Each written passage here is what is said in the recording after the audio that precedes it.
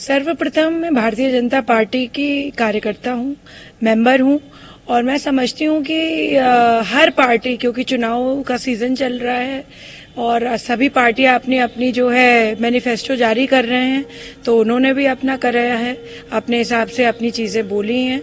मगर जो मैं कहना चाहती हूँ सभी जनता से कि राष्ट्रीय पार्टी जो है भारतीय जनता पार्टी है और किसी भी तरीके की गठबंधन की सरकार अब नहीं बनेगी।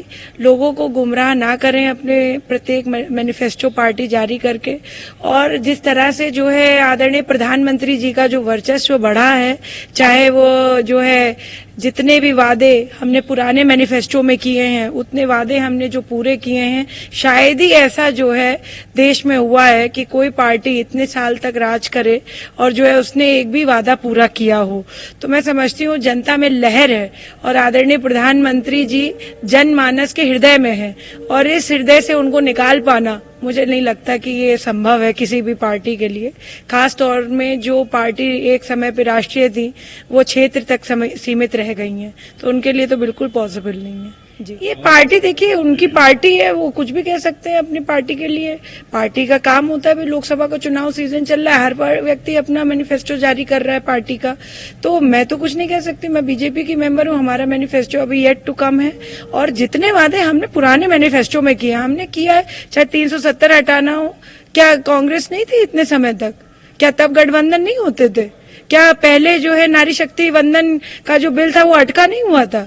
किसने पास किया? ये आदरणीय प्रधानमंत्री जी ने करा। रामलला का मंदिर किसने बनाया? ये प्रधानमंत्री जी ने किया। 3 तलाक जैसी जो है ऐसे कुकृत्य जो कि मुझे लगता है मुसलमान महिलाओं के लिए दबिश का काम करता था, जो एक तरीके का क्रिमिनल ऑफेंस है कि आप जो है कितनी बीवियां रख लें और कितने लोगों को, वो एक खैर डिबेट का विषय है।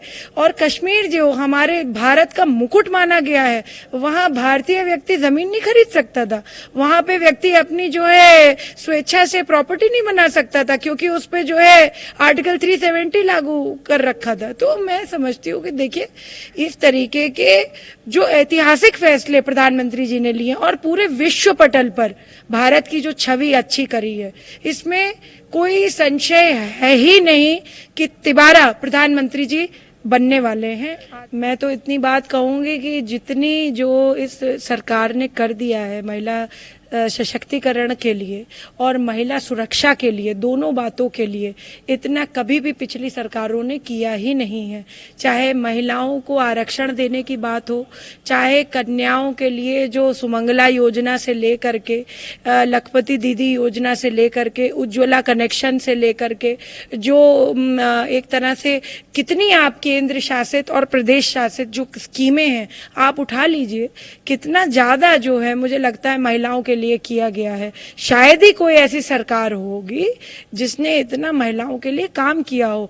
और सबसे बड़ी बात है, बार बार पार्टी के विपक्ष को मैं कहूंगी, विपक्ष घेरता रहता है भारतीय जनता पार्टी को कि सिर्फ जो है एक सेक्ट और एक जो है धर्म के लिए यह पार्टी काम करती है। अगर ऐसा ही होता तो प्रधानमंत्री जी 3 तलाक कभी उसका अंत ना करते।